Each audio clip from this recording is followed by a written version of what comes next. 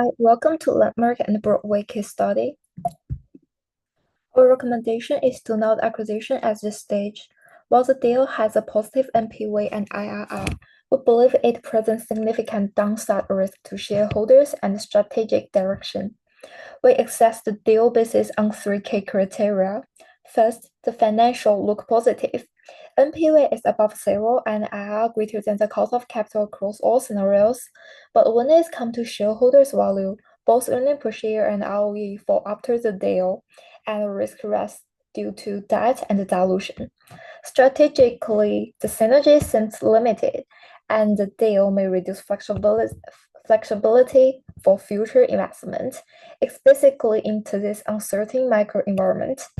In short, the financial value does not equal to the strategic value in this case. That's why we do not recommend moving forward. So following our summary on previous slide, let's now look at the financial valuation in more detail. Under all four scenarios, both basis and pessimistic case, we see positive NPV and IRR greater than the WACC. For example, in our business case with all debt, the NPV is over $300 million and IRR reaches 31%, which is much higher than the cost of capital. Even in the pessimistic case, the IRR stay positive and still above the WACC in both ways. So overall, the deal creates enterprise value based on the DCF model. But as we said earlier, the positive financial return does not mean the deal is worth doing. However, the enterprise value increase return to shareholder tell us a different story. As shown there, under both financing way, earnings per share after acquisition is always lower than before. On the left, with full debt, interest expense go up, which cut the net income and reduce all earnings per share. On the right, with 15-15 financing, the new equity add more shares, so earnings per share is diluted too. This means the shareholders earn less per share, even through the deal created value overall. So both financing choices cut individual shareholders' value. Okay, continue from earnings per share. Let's look at another key return metric is ROE. As we can see, both financing methods do not help improve ROE after the deal. On the left, under 100% debt, ROE shows a quick boost at first due to the high leverage, but it quick drops because interest payment and debt repayment eat our profit. And on the right, with 15-15 financing, the impact is more stable, but ROE is still lower than before.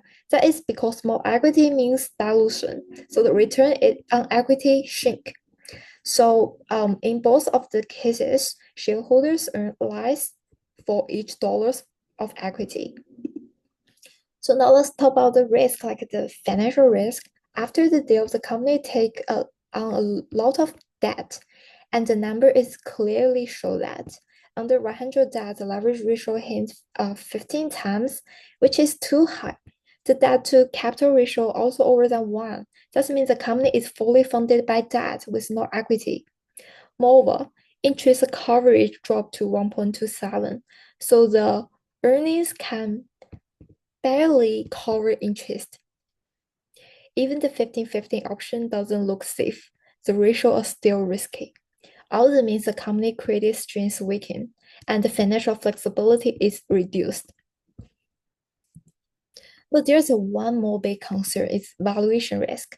Even though the deal shows a positive NPV, that the number actually pretty sensitive to small change in the market. So I run this test, like what happened if WACC or growth rate change just a little bit, like 0.5%. In the business case, NPV changed like around 15 to 22%, which is already quite a lot. But in the bad situation case, it jumped up like 40 or even 50%. The deal value is really unstable, and it depends too much on our assumption.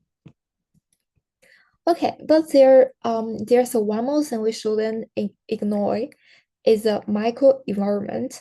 Global factors like rising interest rate and changing local politicals can make acquisition even riskier.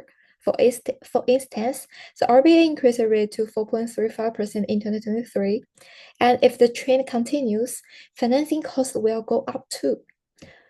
On the top of that, operating in different markets bring culture and regulatory risk, making integration more difficult and expensive. So this deal isn't just a risking on paper, it's risky in practice too, because the market is changing all the time.